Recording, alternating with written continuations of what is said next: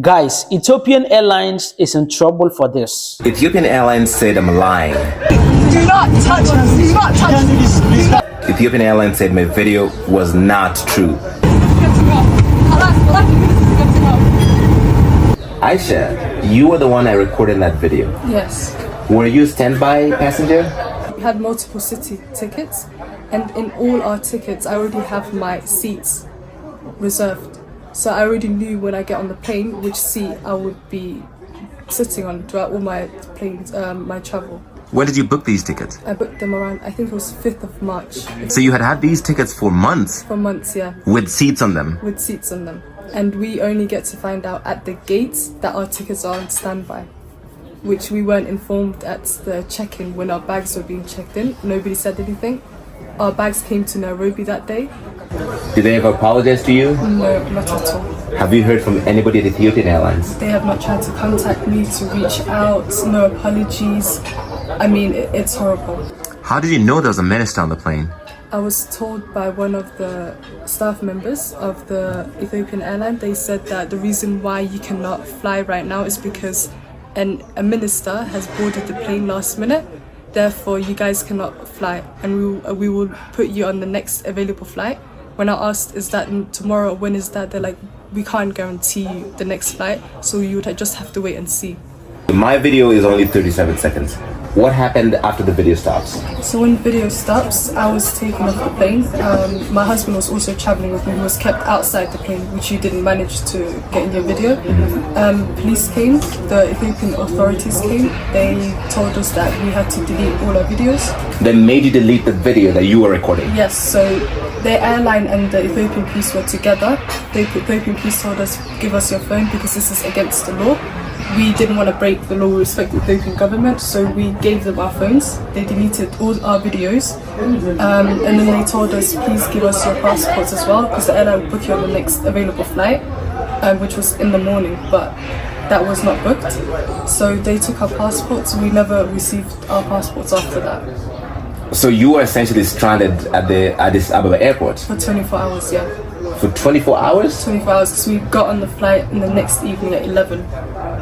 So Ethiopian Airlines said you were put on the next available flight, but you're actually stuck at Addis for 24 more hours. 24 hours. We were put on the next flight, no, not the next flight, the flight at 11:15 the next day.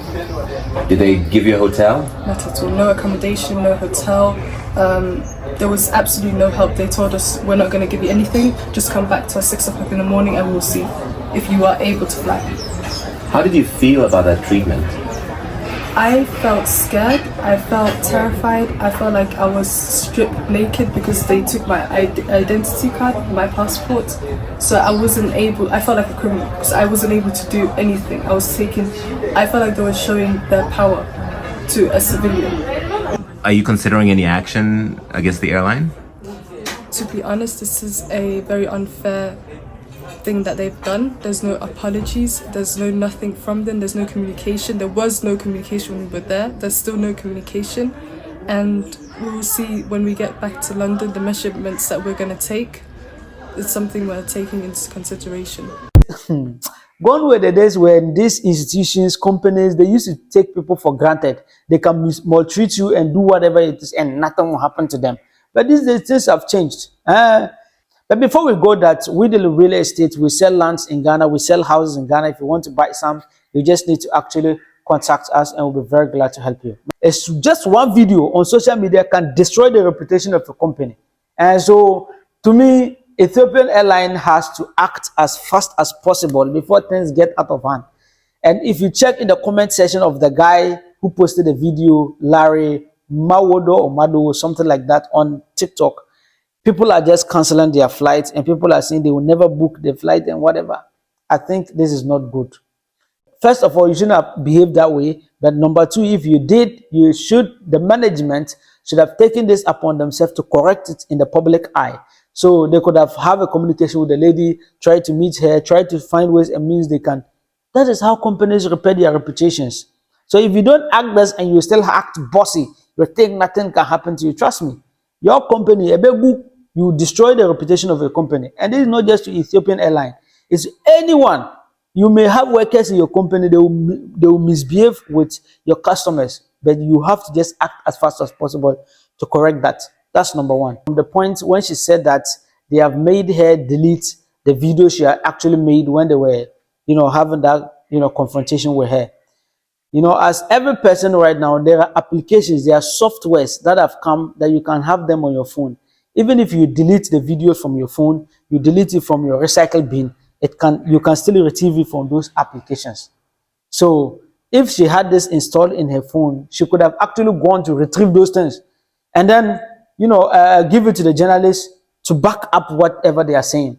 But this is an eye-opener. Any person that has a phone, you need to try to have this kind of things. Even if you delete something on your phone and you want to retrieve it 10 years time, 5 years time, you should be able to retrieve it.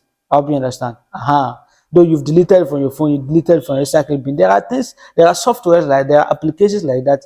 You can actually have it on your phone. Even if you delete it, you can get it back. I hope you understand. In conclusion, for me, I wouldn't say that the Ethiopian airline was right or wrong because there's no much evidences. But looking at how the lady is explaining it, it's really sad.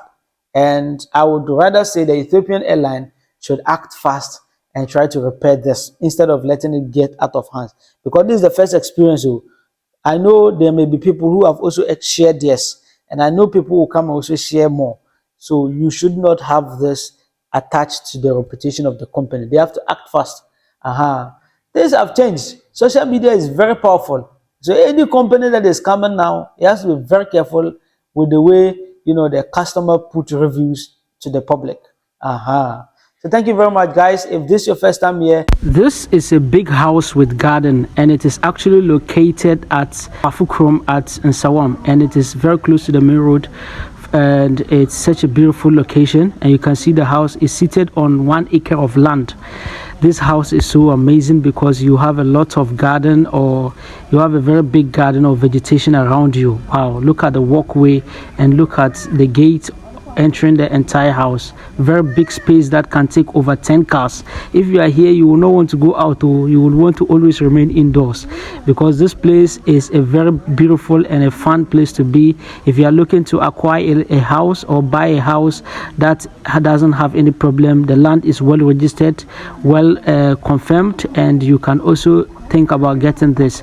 It has very beautiful rooms, but before we get into, just look at the surrounding. Look at the beautiful view of the vegetation, and outside they have a security camera right there.